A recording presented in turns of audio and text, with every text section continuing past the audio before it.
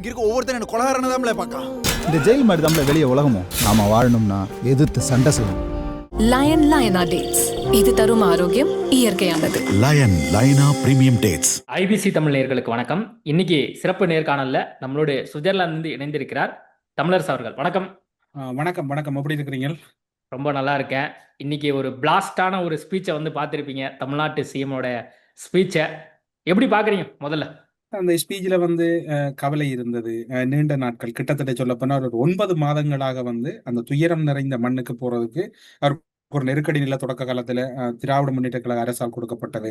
அதன் பின்னர் பாதுகாப்பு அச்சுறுத்தல் இருந்தது. பல்வேறுபட்ட சூழ்நிலைகளை கடந்துதான் இப்போதும் இந்த விடயத்துக்கான ஒரு இடைக்கால தடை உத்தரவு ஒன்று கேட்கப்பட்டிருந்தது நீதிமன்றத்துல. அதையும் தாண்டித்தான், அதாவது நீதிமன்றம் மிகவும் அழகான ஒரு அறிவுறுத்தல் ஒன்றை வழங்கி அதனை டிஸ்மிஸ் செய்திருந்தது. அதுக்கான இடைக்கால தடை உத்தரவு கேட்கப்பட்டிருந்த அந்த ஓர்டரை டிஸ்மிஸ் பண்ணியிருந்த சூழ்நிலையில தான் இவர்கள் போயிருக்கிறார். அதாவது விஜய்க்கு போறது சந்தர்ப்பம் கிடைச்சிருக்கு.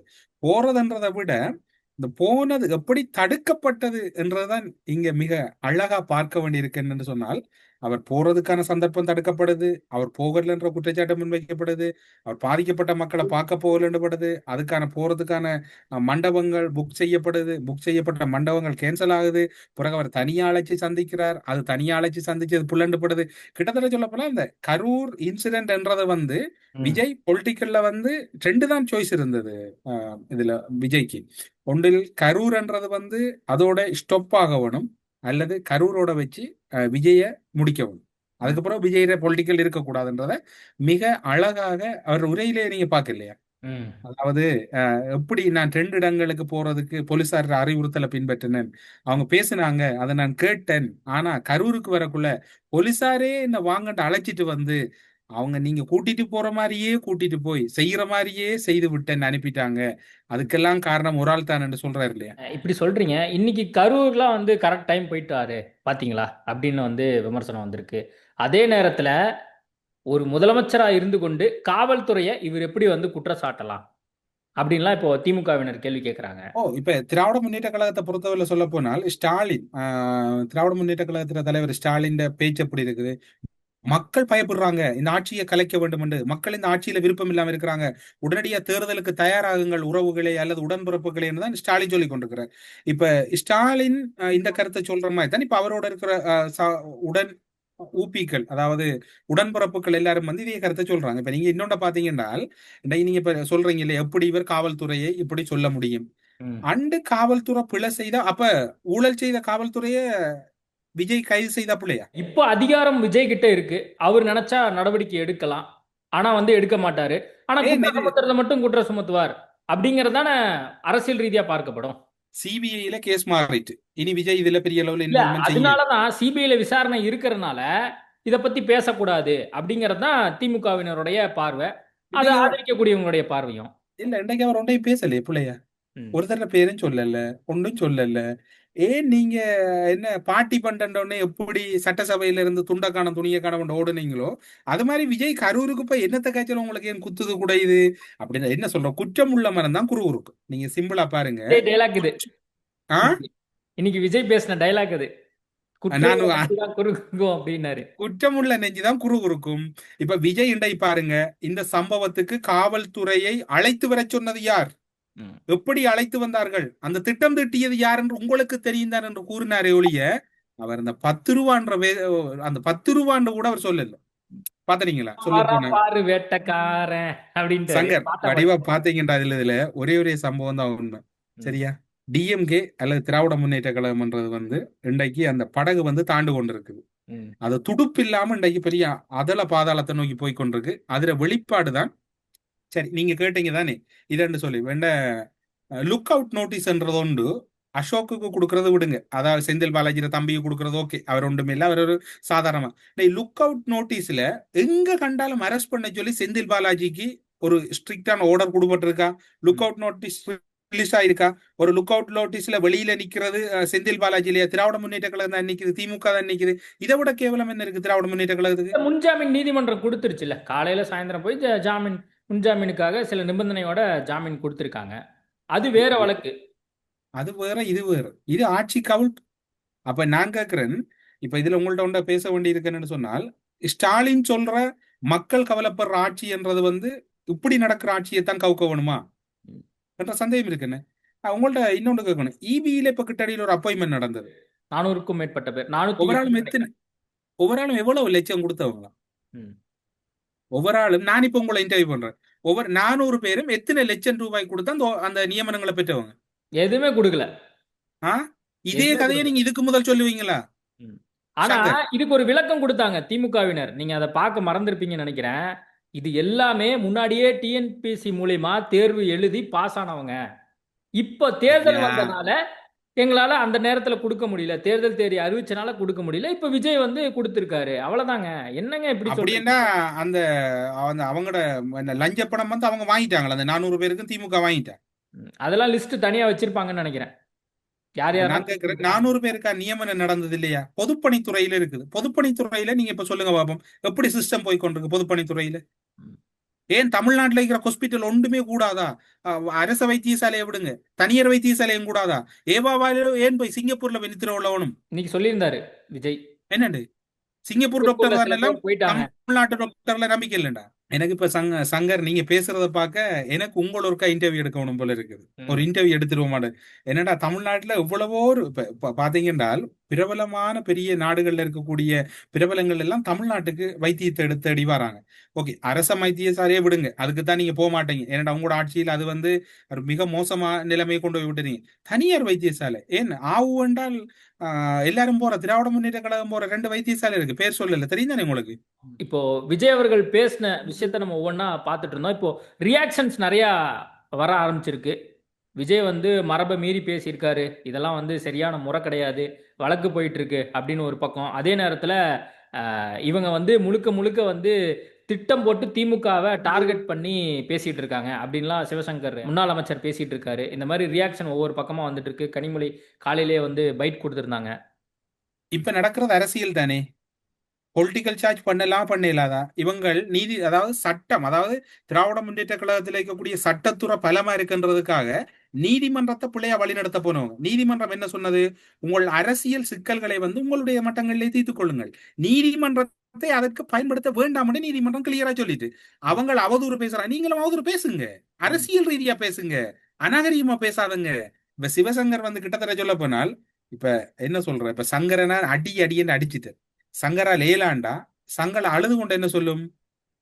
இவர் எனக்கு அடிக்க இயலும், ஆனா இவர் எனக்கு அடிக்கிறாருன்னு தான் நீங்க சொல்லுவீங்க. அதே தான் இப்ப திமுக சொல்லுது. மற்ற இதுல எங்க அவதூறு இருக்குது? வழக்குக்கான அவதூறு என்ன இருக்கு அதுல? அவர் ஒன்றுமே சொல்லலையே. யாரையும் பேர் சொன்னாரா? எந்த கட்சியிலையும் பேர் சொன்னாரா? கரூர் என்ற இடத்தை சொன்னார். அவர் ஒரு முதலமைச்சரா அந்த இடத்துக்கு போனார், சந்திச்சார், வந்தார். அதுல என்ன இருக்கு? அதுல பொலிட்டிக்கல் சார்ஜ் இல்ல, சொன்ன தலைவர்கள்லாம் எந்தெந்த கட்சியில இருக்காங்க, கடைசி வரைக்கும் வரக்கூடிய தேர்தலில் வந்து எலை விடாம பார்த்துக்கணும் அப்படின்னு சொல்றாரு. வெளுத்து விடுங்க அப்படின்னாரு. இப்ப உதாரணத்துக்கு சொல்ல போனால் ஆர் ராசா, அந்த திராவிட முன்னேற்ற கழக கேங்கில் இருக்கக்கூடிய ஆர் ராசா, ஆர் எஸ் பாரதி, இவங்கெல்லாம் பேசுறதை விட விஜய் 2 பேஜ்ல என்ன அநாகரியம் இருந்தது? ஆர் ராசா ஒரு என்ன சொல்ற, ஒரு என்ன சொல்ற, ஒரு ஒரு ஒரு யாரையுமே மிக தரக்குறைவா பேசக்கூடியவர். ம். இன்றைக்கு அமைச்சர் என்ன அறநிலைத்துறை அமைச்சர் எப்படி பேசுறவங்க, அண்ட் இவர் எப்படி ஆர் எஸ் பாரதி எப்படி பேசினவர்? பார்ப்பன் என்று போட்டு அது பாப்பா என்று போட்டு போனவர் இல்லையா? உங்களுக்கு ஞாபகம் இருக்கா? ம். ஆரு இவர் ஆரு அது எங்கட வந்து நீங்க மாத்தி போட்டுறாதீங்க. நான் வந்து ஆ கரெக்டா தான் சொன்னேன் அப்படின்னு. இல்ல, நீங்க மாத்தி போடுறாங்கன்றதுக்கு உங்களுக்கு யோசிக்க தோணுது தானே? ம். மாத்திக்க போடுறவங்கன்னு சொல்றீங்க, ஆனா மாத்தி தானே சொன்ன நீங்க. அதே உங்களுக்கு டபுள் மீனிங். அதாவது திராவிட முன்னேற்ற கழகம், அதாவது சிவாஜி கிருஷ்ணமூர்த்தியை போலதான் அந்த கட்சி வளர்றது. சிவாஜி கிருஷ்ணமூர்த்தி எப்படியோ அது மாதிரித்தான் ஆர் எஸ் பாரதி அல்லது ஆர் ராசாவா இருக்கலாம். அதோட ஒப்பிடக்குள்ள இன்றைக்கு என்ன இருக்குது? இதுல ஒன்றுமே இல்ல. கிட்டத்தட்ட இல்ல, சொல்ல போனால் கரூர் விஷயம் சம்பந்தமா இப்ப செந்தில் பாலாஜி ஒரு வீடியோ போட்டிருந்தாரு. அந்த வீடியோல வந்து விஜய் அவர்கிட்ட பத்திரிக்கையாளர் அந்த கரூர் சம்பவத்தின் போது கேள்வி கேட்கறாங்க. அவரு பதில் கொடுக்காம போறாரு. அந்த காட்சிகளை வந்து போட்டு ஓடு ஓடு ஓடு, யார் பார்த்து பயந்து ஓடனா அப்படிங்கிற அந்த பதிவோட வந்து செந்தில் பாலாஜி பதிவு போட்டிருக்காரு. இப்போ வந்து காப்பாத்தினது எல்லாமே திமுக தொண்டர்களும் நானும் போய் நிறையா விஷயங்களை வந்து பார்த்து பேசிட்டு வந்தோம். நீங்களாம் எங்க போனீங்க அப்படிங்கறதான் அவருடைய அந்த பதிவா இருந்துச்சு. ஓ, அன்னைக்கு என்னத்தை காப்பாத்தினது இவங்க? எனக்கு விளங்கல. இப்ப நீங்க ஒரு ஒரு அவசரமான ஒரு ஆக்சிடென்ட் நடக்கிற ரோட்ல வந்து உங்களோட டிஷர்ட், உங்களோட போட்டோ போட்ட டிஷர்ட்டோட வந்து volunteer ஒர்க் பண்றதுக்கு நீங்க உங்களோட டீமை தயார்படுத்துவீங்களா? அண்டை கொடுத்த தண்ணி போட்டல்ல என்ன இருந்தது? அண்டை போன அம்புலன்ஸ்ல என்ன இருந்தது? அதெல்லாம் உடனே என்னண்டு நான் கேட்கிறேன். ஒரு இன்சிடென்ட் நடந்தால் அப்படியெல்லாம் தயார்படுத்த இயலாது. இதே என்னடா இப்ப சிபிஐக்குள்ள வழக்கு இருக்குது. நானும் இதை டீப்பா பேசினா வந்து காரியங்கள் விசாரணைக்கு இல்ல முதலே நம்ம அரசியல் வெளிவந்துடும். ரீதியா அந்த ஓடுன்னு அவர் சொன்னாரு. இப்ப இவரு கவுண்டருக்கு இவரு வரிகளோட பதிவு போட்டிருக்காரு. இப்ப இந்த வழக்குகள் வருது தானே. அப்ப ஆறு துண்டக்கான துணியக்கான வேண்ட திருமதி பிரேமலதா விஜயகாந்த் சொன்ன மாதிரி பிடிச்சோடனே யூரிங் எல்லாம் போறாங்கப்பா டவுசரோட. ம். நெஞ்ச பிடிக்கிறாங்க ஊழல்ல பிடிச்சா. அந்நேரம் ஆருக்கு போனது ஓடு ஓடு ஓடு ஓடு ஓடுண்டு. நான் சொல்லல, திருமதி பிரேமலதா விஜயகாந்த் அவங்களோட கூட்டணியில இருக்கிறவங்க அந்த சொன்னாங்க தானே, பிடிச்சி போட்ட உடனே என்ன நடக்குன்னு. இப்ப ஆறுக்கு ஓடுது ஆறுக்கு ஓடலன்ற பொறுத்திருந்து பார்ப்போம். அதாவது பொதுவான பார்வையில, ஊடக பார்வையில விஜயிற பேச்சு மீது அதிருப்தி அல்லது கடுமையான விமர்சனங்கள்ன்றது வந்து இவர்கள் தான் முன்வைக்கலாம். அந்த பணி நியமனம் 32 பேருக்கு வந்து பணி நியமனம் கொடுத்திருக்கிறாரு. கிட்டத்தட்ட அந்த 41 குடும்பத்தை சார்ந்தவங்களுக்கு கண் கலங்கி வந்து கொடுத்திருக்கிறாரு அப்படின்னு காட்சிகள்லாம் வந்ததை கூட நம்ம பார்த்தோம். இது கூட ஏன் கொடுக்கணும்? இது வந்து முறைப்படி வந்து இவங்க அரசியலுக்காக ஒரு இடைத்தேர்தல் வருது கரூர்ல, அதுக்காக தான் இவங்க கொடுத்திருக்கிறாங்க அப்படிங்கிற குற்றச்சாட்டை வந்து எடுத்து வைக்கிறாங்க. எனக்கு இப்ப சங்கரை பிடிக்கல என்றால் கால் பட்டாலும் குற்றம் கைப்பட்டாலும் குற்றம் என்று சொல்லலாம். மாமியார் செயல வழுகுதண்டாலும் குற்றம், வழுகல் என்று சொன்னாலும் குற்றம், மருமகனுக்கு மாதிரிதான். இப்ப இதை வந்து எல்லா கோணத்திலையும் சொல்லுவாங்க. உண்மையில அந்த பாதிக்கப்பட்ட மக்களுக்கு அவர் செய்த உதவி நல்லது. என்னடா உண்மையில அது ஒரு பெண் ஒரு இந்த மகன் இடைத்தேர்தல் சொல்றாரு. வருது. கரூர் சேர்ந்த அந்த பகுதி அந்த மாவட்டத்தை சேர்ந்த 2 பேர் வந்து ரிசைன் பண்ணியிருக்கிறாங்க. அதனால வந்து இவங்க இந்த மாதிரியான காரியங்கள்ல ஈடுபடுறாங்க அப்படின்லாம் வந்து பேசிக்கிறாங்க. இல்ல இனி வந்து நாம் சில பல இதுல பிள்ளையா இருக்கலாம். இப்ப இது வந்து எல்லாம் கதைக்கிறதாருன்னு பாத்தீங்கன்னா திமுகவா தான் இருக்கு. இப்ப திமுக அரசியல் முடிவுக்கு வருது. நீண்ட காலத்துக்கு இந்த அரசியல் எடுபடாது என்னன்னு சொன்னால், இப்ப நீங்க அதுல ஒரு சம்பவத்தை பாத்தீங்களா, அந்த நியமனம் கொடுக்கறதுல ஒரு மகனுக்கு கொடுத்த நியமனத்தை வந்து வேணாம்னு சொல்றான். ஒரு மகன் வேணாம்னு சொல்றார். என் அம்மாக்கு இதை முடியுமெண்டா கொடுக்கறதுக்கு ட்ரை பண்ணுங்க, என் அவக்கு கொடுத்தா அது உதவியா இருக்கும்னு சொல்லப்படுது. புரியுதா உங்களுக்கு? அந்த அந்த அந்த சிச்சுவேஷன் புரியுதா? அப்படி பாத்தீங்கன்னா அவங்க ஏதோ ஒரு வகையில் ஒரு தேவை ஒன்று இருக்குது தானே அவங்கள்ட்ட. அதுல என்ன பிள்ளை இருக்கு? குற்றமுள்ளவண்ட மனம் குறுகுறுக்கும். இதுல தாக்கங்கள் நாளை சனிக்கிழமை, நாளை மறுதினம் ஞாயிற்றுக்கிழமை, ஒரு வாரத்துக்கு இருக்கத்தான் போகுது. இந்த 2 நாளும் முழு டெலிவிஷன்லயும் வந்து விஜய் பேசியது சரியா, விஜய் பேசியது பிழை, விஜய் காப்பாற்றியது திமுக, விஜய் இப்படி பேசலாமா? என்ன இப்ப திமுக இருந்து அல்லது அந்த பெண் நிறுவனத்திட்ட இருந்து மாத ஊதியம் பெறுற காவல் ஏஜென்ட்டுகள் வந்து இதைத்தான் இப்ப விவாத பொருளாக்குவாங்க. என்ன பொறுத்தவரை சொல்ல போனா, இன்றைக்கு விஜய் கரூருக்கு போனாரு, அதோட விஜய் முடிஞ்சு விஜய் அடுத்ததுக்கு போயிடுவார். ஆனா விஜய் இவங்க மறக்க மாட்டாங்க. விஜய் போனாலும் விஜய்க்கு பின்னால திருத்தத்தான் போறாங்க, அவங்க அடுத்தது போயிடுவாங்க. இனி என்ன பொறுத்தவரையில ஒன்றுதான் இதுல தெரியுதுன்னு சொன்னால், தமிழ்நாடு ஒரு வகையில மிக அழகா கட்டமைக்கப்பட்டு கொண்டிருக்கு. ஊழல் இல்ல. இன்றைக்கு சென்னை மாநகராட்சியில நடக்க காத்திருந்த பெரிய டெண்டர்கள் எல்லாம் பிளாக் பண்ணப்பட்டிருக்கு. அதுலயும் பெரிய ஊழல் என்று சொல்லப்படுது. அது மட்டும் இல்ல, பள்ளி கல்வித்துறையை பாருங்க சங்கர். பள்ளி கல்வித்துறை என்ன எப்படி இருக்கு சங்கர்? பள்ளி கல்வித்துறை நீங்க பள்ளிக்கல்வித்துறைன்னு சொன்னனால ஒரு விஷயம். இப்ப நேத்து ராஜ்மோகன் வந்து ஒரு அறிக்கை கொடுத்திருந்தார். அரசியல் சார்ந்த விஷயங்களை வந்து எதுவும் பண்ணக்கூடாது அப்படின்னு சொல்லி 2 பக்கம் அறிக்கை கொடுத்திருந்தாரு. ஆனா இன்னைக்கு அந்த கரூர் நிகழ்வை ஒரு அரசு பள்ளியில போட்டு எல்லாரும் பார்த்திருக்காங்க, மாணவர்கள் பார்த்திருக்காங்க அப்படிங்கிற விஷுவலை வந்து இப்போ திமுக ஐடி விங் மற்றவங்க எல்லாம் இப்போ பகிர்ந்து கொண்டிருக்காங்க. இல்ல அது கட்டாயம் போட்டு காட்டத்தான் பண்ணும். அடுத்த சந்ததி அறிய வேணும். அந்த மாவட்டம் கரூர் மாவட்டத்தில் ஒரு பெரிய ஒரு அனர்த்தம் இடம்பெற்றிருக்குது. எப்படி இடம்பெற்றது? இந்த இப்படியான கூட்ட நெரிசல்கள் நடக்கும்போது நீங்க போகக்கூடாது. இந்த இடங்கள்ல நீங்க அதை தவிர்க்க வேணும். என்னத்தால இது இப்படி நடந்தது? இந்த நிகழ்வுகளுக்கு குழந்தைகள் போகக்கூடாது, இதுல வயதானவர்கள் போகக்கூடாது. ஒரு குறிப்பிட்ட ஆக்கள் வாங்கினா பேசினதையே வீடியோவா போட்டிருக்காங்க அந்த பள்ளியில அப்படிங்கறதான் குற்றச்சாட்டு. அதை ரிலீஸ் பண்ணிருக்காங்க. இது அவேர்னஸ் தான். இது அவேர்னஸ். அந்த மாவட்டத்துல நடந்த ஒரு இன்சிடென்ட் சம்பந்தமா ஒரு சீஃப் மினிஸ்டர், அவர் ஒரு நடிகரா போகலானே, ஒரு சீஃப் மினிஸ்டர் ராஜ்மோகனே இப்ப ஆங்கர் ஆயிட்டாரு அப்படின்லாம் போட்டிருந்தாங்க ஒருத்தங்க. பிரச்சனை இல்லை. ஏனென்றால் இப்ப ராஜ்மோகன் வந்து நல்ல சிறந்த ஒரு பேச்சாளர். அவர் அதுல பேசினதுல வந்து அவர் ஆங்கரிங் செய்கிறாருன்னு சொன்னார். இப்ப உதாரணம் சொல்ல போனால் திமுகவுல வந்து கொம்பனியா தனி எடுக்கிறவங்க, ஒரு நாடக கம்பெனி எடுப்பாங்க, ஒரு ஆடலும் பாடலும் கம்பெனி எடுப்பாங்க, எல்லாம் இப்ப இங்க பாத்தீங்கன்னா ஒரு பேக்கேஜ் இருக்கு. இப்ப சங்கர் அனௌன்சிங் செய்வார், நல்லா பேசுவார். இப்ப உதாரணம் சொல்ல போனா எங்கட அறநிலைத்துறை அமைச்சர் இவர் ரமேஷ் எடுத்துக்கொண்டா, அவர் நல்ல ஒரு பேச்சாளர், நல்ல ஒரு ஆங்கரிங் செய்யக்கூடியவர், நல்ல கதாபிரசங்கம் செய்யக்கூடியவர், நல்ல சொற்பொழிவாளர். ஒரு ஒரு ஒரு பேக்கேஜ்ல எல்லாம் இருக்குது. இங்க அப்படி இல்ல. இங்க ஊத்த பேச்சு பேசுறதுக்கு ஒரு ஆள், நல்ல பேச்சு பேசுறதுக்கு ஒரு ஆள், ஒவ்வொரு கேட்டகரியா வச்சுதான் திமுக. இப்ப இவங்களுக்கு என்ன வச்சிருந்தால், இவங்கள்ட்ட நாடக கம்பெனி ஹையர் பண்றதெல்லாம் ஒரு ஆள். இப்ப விஜய் போற இடத்துக்கு இவங்கடதுல திமுகவில் ஸ்டாலின் போயிருந்தால் மைக் பிடிக்கிறதுக்கு வெளியில இருந்து 2 பேர் வந்திருப்பாங்க. இப்ப அங்க அதெல்லாம் இல்ல தானே. இப்ப இவங்க ஏன் இல்லைன்னு சொன்னால், அத அத 2 பேர் வந்திருந்தா அதுல ஒரு கொமிஷன் அடிச்சிருப்பாங்க. இப்ப அந்த கொமிஷன் எல்லாம் இங்க கட் தானே. சங்கர் என்ன திணறி போயிருக்கிறீங்க? இங்க ஐயா எல்லாம் ஒரு பேக்கேஜ். நீங்க ஒரு ஆளை கூப்பிட்டீங்கன்னா அவர் எல்லா பேக்கேஜ். மினிஸ்டர் ஒரு ஆளை கூப்பிட்டா அவர் A to Z வரையும் முடிச்சிட்டு குப்பையும் புறக்கி குப்பையெல்லாம் கிளீன் பண்ணி எல்லாம் நீட்டா வச்சுட்டு போவார். இங்க அப்படி இல்லையே. குப்பைன்னு சொன்னா அதுக்கு ஒரு கான்ட்ராக்ட். அவனுக்கு 10,000 ஊதியம் வேண்டா 20,000 போட்டா அதுல ஒரு கொமிஷன். இப்ப எல்லாம் அடப்பட்டு போய் என்ன கிடக்குங்க திமுக. இன்னைக்கு சிஎம்ஏ சொல்லியிருக்காரு, யாராவது லஞ்சமோ அதாவது ஏதாவது எக்ஸ்ட்ராவா கேட்டாங்கன்னா கண்டிப்பா வந்து கொடுக்க முடியாதுன்னு சொல்லுங்க அப்படின்னு இருக்காரு. இதான் விஜய் செய்யற பிள்ளை.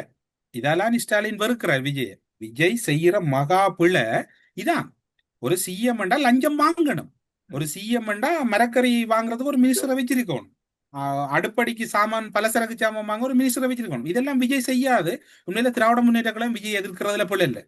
விஜய் திராவிட முன்னேற்ற கழக ஆட்சியை முழுமையா பிரதிபலிக்கல. அவங்க எவ்வளவு விஷயத்தை செய்து வச்சுட்டு போனவங்க.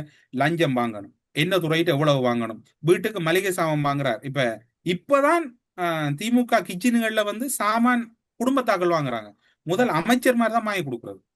இதெல்லாம் விஜய் செய்யலன்னா பிள்ளைதானே.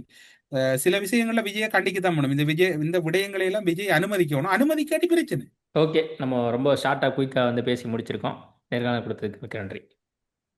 சரி, நன்றி, வணக்கம். இங்க இருக்க ஒவ்வொருத்தரும் என்ன கொலகாரனை தான் பார்க்கலாம். இந்த ஜெயில் மாதிரி தான் வெளியே உலகமும். நாம வாழணும்னா எதிர்த்து சண்டை செய்யணும். லயன் லயனா டேட்ஸ். இது தரும் ஆரோக்கியம் இயற்கையானது. லயன் லைனா பிரீமியம் டேட்ஸ்.